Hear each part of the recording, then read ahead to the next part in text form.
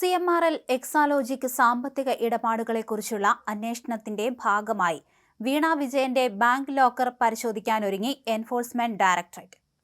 നേരത്തെ വീണയുടെ bank account മരവിപ്പിച്ചിരുന്നുവെങ്കിലും അതിൽ ചെറിയ തുക മാത്രമാണ് ഉണ്ടായിരുന്നത്. ഈ സാഹചര്യത്തിലാണ് HDFC ബാങ്കിലെ ലോക്കറിലേക്ക് അന്വേഷണം വ്യാപിപ്പിക്കാൻ ഉദ്യോഗസ്ഥർ ഒരുങ്ങുന്നത്.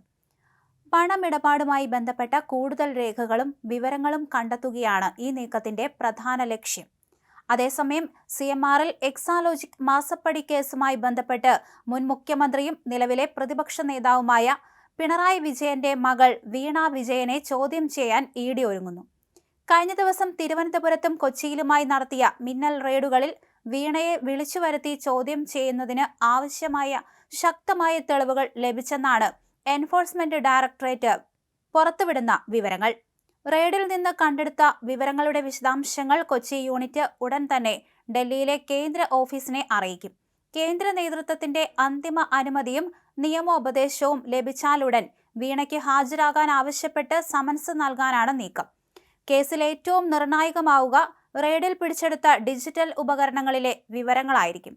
വീണയുടെ വ്യക്തിഗത മൊബൈൽ ഫോണും CMRL MD ശശിധരൻ കർത്തയുടെ ഓഫീസിൽ നിന്നും വസതിയിൽ നിന്നും പിടിച്ചെടുത്ത ലാപ്ടോപ്പും വിശദമായ ശാസ്ത്രീയ പരിശോധനയ്ക്കായി ED ഫോറൻസിക് ലാബിലേക്ക് അയച്ചു കഴിഞ്ഞു. ഡിലീറ്റ് ചെയ്യപ്പെട്ട ഇമെയിലുകൾ, വാട്സപ്പ് ചാറ്റുകൾ, സാമ്പത്തിക ഇടപാടുകളുടെ ഡിജിറ്റൽ രേഖകൾ എന്നിവ വീണ്ടെടുക്കുന്നതിലൂടെ മാസപ്പടി വിവാദത്തിന് പിന്നിലെ ഗൂഢാലോചന പൂർണ്ണമായി പുറത്തു കൊണ്ടുവരാൻ സാധിക്കുമെന്നാണ് EDയുടെ കണക്കുകൂട്ടൽ.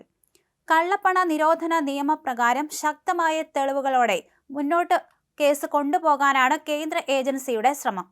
കഴിഞ്ഞ ദിവസങ്ങളിൽ CMRL ഓഫീസുകളിലും പിണറായി വിജയന്റെ വസതിയിലും നടന്ന റെയ്ഡുകളിൽ 100-ലധികം നിർണായക രേഖകളാണ് ED പിടിച്ചെടുത്തിട്ടുള്ളത്.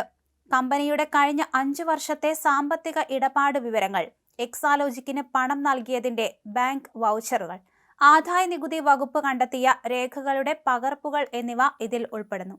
ഈ രേഖകളെല്ലാം നിലവിൽ കൊച്ചിയിലെ ED ഓഫീസിൽ വെച്ച് പ്രത്യേക ഉദ്യോഗസ്ഥ സംഘം സൂക്ഷ്മമായി പരിശോധിച്ചു വരികയാണ്.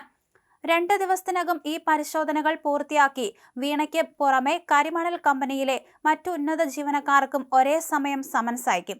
EDയുടെ കൈവശം നിലവിൽ വീണ വിജയന്റെ ബാങ്ക് അക്കൗണ്ടുകളിലേക്ക് CMRL വഴി എത്തിയ തുകയുടെ കൃത്യമായ സാമ്പത്തിക വിവരങ്ങളും മുൻപ് രേഖപ്പെടുത്തിയ ചില ഉദ്യോഗസ്ഥരുടെ മൊഴികളുമുണ്ട്.